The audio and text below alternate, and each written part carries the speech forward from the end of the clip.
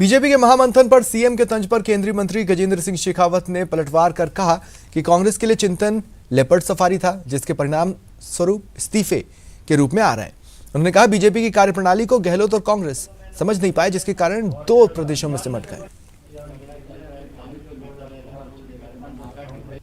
Bharatiya Janata party की कार्यपद्धति को शायद गहलोत साहब समझ नहीं पाए, न गहलोत साहब समझ पाए, न कांग्रेस पार्टी समझ पाई। इसीलिए वो किनारे पे खिसकते खिसकते अब दो प्रदेशों में रह गई है।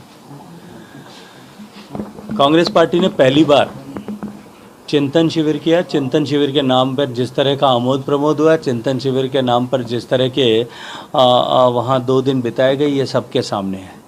मेवाड़ की पवित्र धरती पर 2 दिन रहने के बावजूद भी न मुख्यमंत्री की पार्टी के सारे सीनियर लोग, किसी ने भी जाकर के महाराणा प्रताप की मूर्ति पर 2 पुष्प चढ़ाने की भी तकलीफ नहीं की।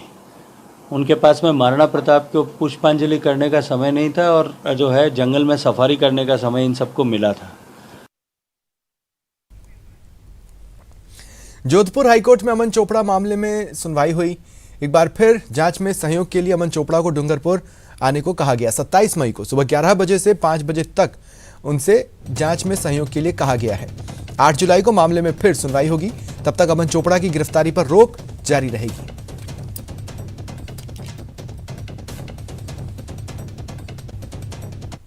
मई पे अमन चोपड़ा को फिर से बिचीवाड़ा थाने में प्रस्तुत होना पड़ेगा। 11 बजे से 5 बजे तक का टाइम मुकर्रर किया गया है।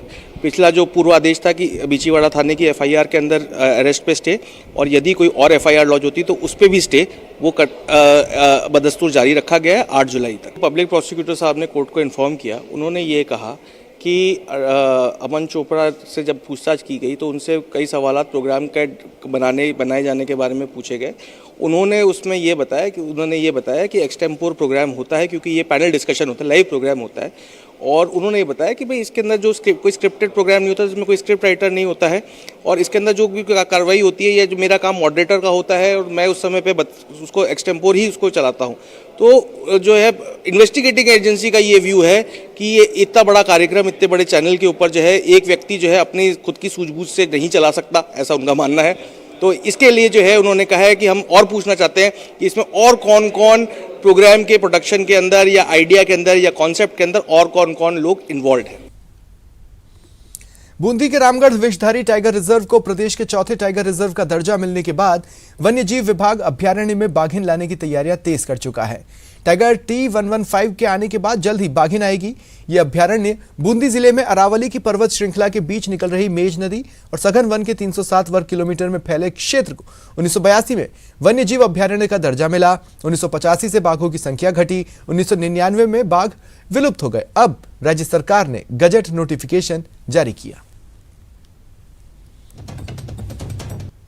अब ये बन चुका है तो इसके हिसाब से जंगल की यहाँ की आबोहवा भी चेंज होगी, वन्यजीवों की संख्या में इजाफा होगा और वन्यजीवों की संख्या और प्रकृति को देखने के लिए टूरिस्ट वगैरह आएंगे। तो टूरिस्टों के लिए वैसे बूंदी में बहुत ज़्यादा टूरिस्ट आते हैं, फिर भी टाइगर के लिए भी एक नया क्षेत्र मिल गया है देखने के लिए।